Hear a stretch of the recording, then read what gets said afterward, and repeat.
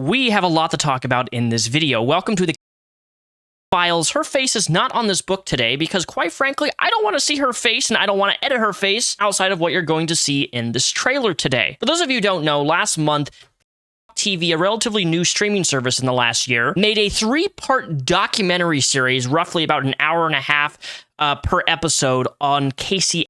The title of this 3-part documentary series is called Casey, Where the Truth Lies. And what's so crazy to me is this all happened back in 2011, over a decade ago. I really honestly had forgotten about this. This documentary series is a series that nobody asked for, nobody wanted. But you know, Casey came out with $200,000 plus. So why the heck not, right? Why not do something for a large amount of money where you can paint a false narrative with lies and deceit to a younger generation, to a younger public that might not actually know how this trial went? The Casey trial back in 2011 had to have been one of the largest national, sensational, biggest legal case since the O.J. Simpson. That's how big it is. And you know, now it's we're in almost 2023 here. You have this younger generation of young folks that you may have a young teen watching this for the first time and not knowing anything about Casey fall into this bubble of like, wow, I really feel for Casey. I really feel for her. Poor Casey. No. Anyways, I watched this documentary so you don't have to. I don't want you to waste your money. I don't want you to waste your time watching this, which is why today I'm going to explain to you why you shouldn't watch this, why it's absolute BS, and how this documentary may be one of the worst documentaries I've ever seen because it leaves out some of the most biggest and crucial aspects of the legal case that just completely ignored, doesn't get asked, doesn't even explored. The interviewers of this documentary are so bad at their job. I was left watching this with my fist clutched saying, why? But for those of you who don't know, let's watch the trailer that released. 911, what's your emergency? My daughter's been missing for the last 31 days. It's happening, the most closely watched case, certainly since O.J. Simpson. As to the charge of first degree, not guilty. Casey's never told her story. Did she her daughter? Casey interview? Marker? What do you think my question is going to be? Why did I wait 31 days to call 911? Did you do everything in your power to protect your daughter? The public thought that Casey didn't want to be a mother. The lies make you think that she did child. It's not the Casey that I knew. She loved that child. Let her through! I lied. But no one asked why. Nobody asked why. Actually, they did.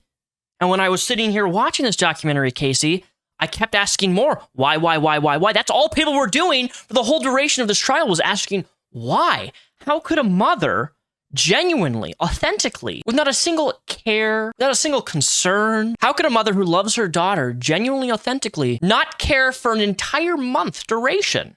Well, you see, the documentary explores this. It explores behind the scenes of the trial, what she's doing now, her career, her job. Casey goes to a secret hideout location so nobody knows where she lives in order to film this documentary. We rented out a house just for this location. So for those of you who don't know, Casey is literally one of the most hated and despised women in America. That's how much people hate this woman, because this woman got off scot-free. Her daughter, Kaylee, was a victim and lost their life. But, you know, somehow got charged for lying to police and giving them false info. You know, that's what she got charged for, but not the hiding, not the cover-up, not the denial of the loss of a child. We interrupt this program for an important news announcement. Ho, ho, ho, ho. It's your friendly neighborhood Deadpool here with a special promotion from Vance Global. You know, after a long day of bounty hunting, having morning coffee with Mary Jane, nice old gangbang with Black Cat, there's nothing more relaxing than sitting back, cracking a smoke, and trying out Vance Global for yourself. These are their THO smokes, and they are smooth as a butter bean between those cheeks. Are you addicted to nicotine? Well, now you can try these for yourself. A far better alternative. Biodegradable filters and 100% organic. But hey man, maybe you're dying of cancer like I already did. And instead of putting more stuff through your lungs, try out their Delta 8 gummies. Ho ho ho, I'll put these in your stockings. These little suckers will make you see 2 Mary Janes and triple black cats, all for your simple viewing pleasure. Or if you'd like something a little softer on the gut, try out their CBD gummies. I have to take these every single day after a long day's hard work, especially after last night. Woo! Kicking Frank Castle's ass on Christmas Eve. That is no easy task, my friendo. Try them out for yourselves. If you go to advancedglobal.com and use code Repzion40, you're gonna get 40% off all of your orders. It is the holidays, and it's time for you to sit back, relax, and experience something that, well, you may have never experienced before, and now you can. So what I want you to do right now is I want you to click the link in the description box. I want you to go to Advanced Global right now, and I want you to try this out, because if you don't, I'm going to show up at your doorstep, and your stocking will be full of coal. And do you really, really, really want coal from Deadpool? I don't think so. Click the link, support the channel. So let's start off with the lying. Right off the bat, Casey, they ask her a question about why she should be trusted with her answers, considering that when her daughter went missing, she lied, and she was charged for this. She misled investigators, which naturally, if you're going to mislead people on a kidnapping with false information, that's going to raise people's eyebrows. Like, why would you do that? And the documentary starts off with jumping into this head on. I was like, oh, this is going to be really engaging. Her response for why she lied about a fake nanny that didn't exist, about a fake location of where the child was supposed to be, about a previous place of employment she never worked. She pointed all these fingers, all these lies, and she said, well, the reason I lied was because I grew up with my dad lying, and I just thought it was okay. It was kind of just normalized in my family life, my upbringing, that I lie, which is why I lied. But when you break that down and you think about it, yes, children at a young age can, be a product of how they're raised. If you grow up and your mom and dad hate a certain ethnicity or a certain race of people, chances are, that child is going to grow up with that mindset of being very hateful or towards other people. We are kind of a product of our environment, and sometimes kids and young adults can get out of that and, acknowledge, hey, this was wrong way of thinking. Sometimes they don't, and they grow up just to be like their mom and dad. That is a thing. But the problem with that ultimately doesn't excuse or make a connect on why you would lie about your own daughter being missing for over 30 days. And it wasn't even Casey reporting the missing daughter. It was the mother who did the 911 call that their granddaughter was missing for over 30 days. Casey's trial went on for a total of 6 weeks. While she sat there and victimized herself in trial, and she did the same thing in this documentary series. For those of you who are unaware of the trial, when she was being investigated and, on the stand for all this, they were going for capital punishment. So essentially the death penalty, which at the end of the day, this is why I think that she wasn't charged for what she should have been, is because the prosecution team was going for something way too hard. Capital punishment, the death penalty, is a really big, hard thing to get to go through the courts, the legal system. In fact, one would argue that it's almost over the top prosecution, because most people don't get that. And I think the outcome would have been ultimately different in the trial originally had they not tried to go through the penalty and for something like maybe life in prison. Personally, I'm actually relatively against capital punishment, depending on what it is. I've always found the idea of don't take people's lives, but then we're going to take your life to be somewhat of a hypocritical stance. Ethically, it just doesn't make a lot of sense. I don't know. It's weird. It's a whole nother topic for another video. One of the biggest conversations is that Casey freed herself from parenthood by either taking the life of her kid or having an accidental death.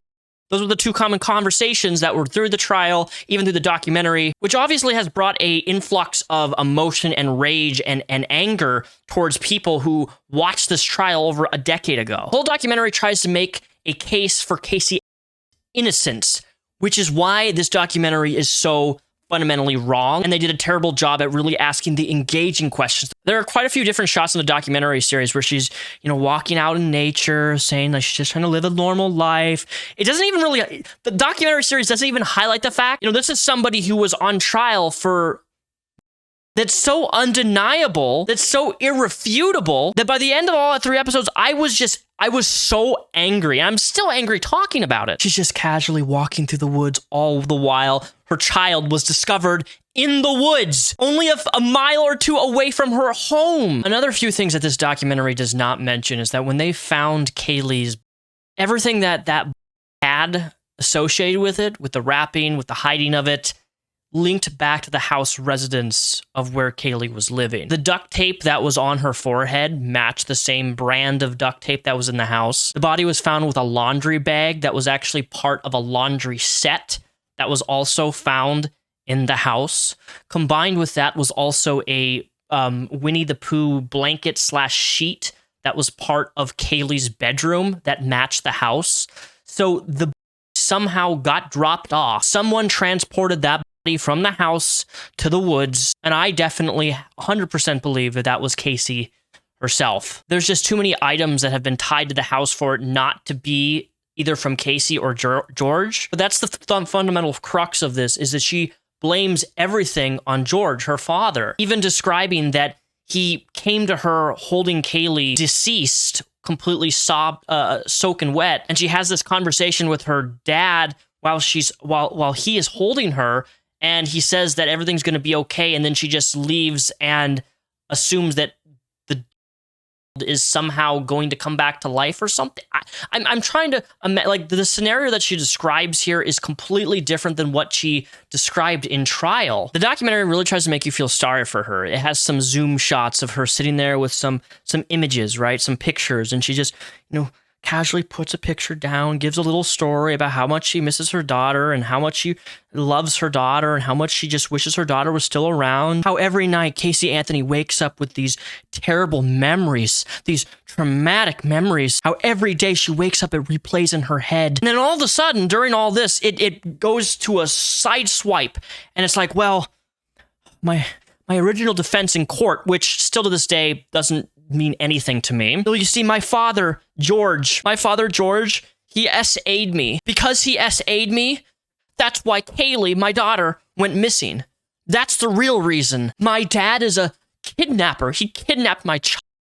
He's a liar. George, her father, denies these claims that she made against him. If there's one thing this documentary successfully did do, it's convinced me that even further, that Casey was responsible of her own child. But I'm thinking to myself, if somebody doesn't know anything about this case, right, I can see how they can be swayed emotionally, gaslit, manipulated by Casey. Emotional response of, for me, I'm a victim in all of this. I had nothing to do with the death of my daughter. I'm all for presenting two sides of the coin, both sides of things. Like if they presented one side like this and tried to victimize her, but at the same time also asked really engaging questions that made her actually not dance around the questions, I'd have been, okay, this isn't that bad. But no, it's all one-sided. And that's the problem that I have with this, is one-sided conversations, one-sided questions, evidence that it gets completely left out. Explain to this. Let me ask you guys this, okay? The car, right? The original car. Casey's mother actually informed the police of a stench coming from the car. This led to investigators to check the car, bring in dogs, and they found that, yes, there was a smell of the decomposing body, and there was also maggots in the vehicle. Additionally, the car was tested for chloroform, and there was traces of chloroform found in that vehicle. Oh, but Casey didn't have anything to do with this, right? Because for those of you who don't know, when a human passes and they are in a location, their starts to decompose naturally. But we are humans, after all, and evolutionary, biologically, our bodies are programmed that when we smell a decaying, we know what that smell is. Biologically, from an evolutionary standpoint, we're just innately tuned to know what that is. Our body is supposed to be repulsed by that smell. I mean, it's human, after all. Another core factor that this documentary completely ignored out the fact is her internet browsing history. The first internet search was how to make. The second search was how to make foolproof suffocation. And then there was an article that was clicked upon and read on how to take your own life, how to make poison, and how to use a plastic bag to yourself. No, the documentary does not mention any of this on the internet browsing history. How do you explain, why wasn't this wasn't even explored, it wasn't asked upon? Why was your internet browsing history looking up, what would you use to pass someone out? Duct tape strap found very, very, very close to the home of where that child lived. This is not just a series of coinkydinks, right? Coincidences. This is literal, undeniable, factual proof that this stuff happened. The evidence is so overwhelming. And does this documentary actually explore that? Does it ask those hard questions? Why was your internet browser looking up? Why was she found so close to your home? Why? Nobody asked me why, says Casey. Hell yeah, they did. And that's what makes this documentary because they didn't ask the good questions. It was to paint you as this poor me. I didn't do anything wrong. It was a product of my environment. That's why I lied. That's why I did this. My dad SA'd me. He kidnapped my daughter. He my daughter. Which, by the way, when you find a deceased, right, they can tell if a body's like there's way they know. The interviewer of this documentary series does not interrogate her whatsoever. Another question, why? Why did it take 30 days for your daughter to be reported missing? What mother does this? And what's even more telling about this documentary is that there was not a singular person from the prosecution team in this series. Why is that? No interviews from the prosecution team, but her defense team gets the majority of the airtime of the doc series. Why? If you watch the original trial, right, the original defense was that Kaylee in a pool, which honestly, that's a solid argument. You know, maybe I think the possibility of a child way more plausible. Maybe the father or maybe Casey panicked and they hid the, tried to dispose of them because they were too scared. What are you going to do? You were scared to call 911, be irresponsible. A lot of things can go through people's minds. But that was the original defense, was the pool. And now Casey is in this documentary series saying that she did not pool, despite that being the original defense made on trial. So what I need to know is, are you lying now?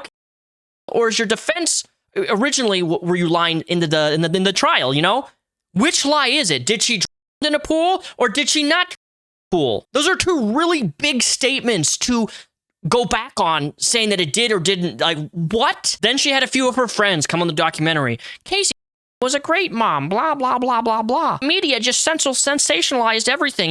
The media was presenting photos from Facebook from a different time period when she didn't even have a child, and then presenting that on national TV as these photos were taken when her daughter was missing, even though the photos were from a different day, like blah, blah, blah day. Like, I don't care. Those are little trivial things that don't matter to me. Again, why were you searching up how to make on your internet browser? Are you going to blame that one on your dad too? But it was from your computer. I went into this documentary with a very open mind. I wanted to see two sides of the coin presented on either side, and it's not. It's frustrating. It's misinformation. It's leaving out critical information that into the investigations. Questions are not asked that needs to be asked. Throughout this whole documentary, she admits on countless occasions that she lied about so much of everything. Everything about Kaylee's links to that of a during the same time that her child was missing and she found out her child was deceased, she goes out and gets a tattoo, some cliche thing like be beautiful, live life, whatever. An ex-boyfriend even came out and testified that she admitted her child was holding her back. After Casey told her ex-boyfriend that her child was holding her back, a few days after that, Kaylee went missing. When Kaylee went missing, she didn't tell her boyfriend at the time that her daughter was missing. Who does that? Your daughter goes missing and you don't tell your personal loved one that your daughter's missing? That's not a normal thing. He also claims that she partied with him consistently all throughout the days, durations that Kaylee was missing. No normal parent does this. What mother doesn't have an interest in finding her daughter? I remember being 15, 16 years old and my dog went missing for a day. I had an emotional breakdown. Throughout this whole documentary, there's hardly any emotion from her outside of maybe 2 or 3 sections where she gets a little bit teary-eyed. But I think the saddest part of this whole thing is that this case, this documentary, is a highlight that the state failed Kaylee. And Casey failed Kaylee as a parent. The state failed to give justice, and Casey failed to be a parent to her own daughter. Near the very end of the documentary, Casey has like this epiphany moment where she like bursts out in anger and emotion, and she starts like blaming George for everything. George did this, George did that, George did this.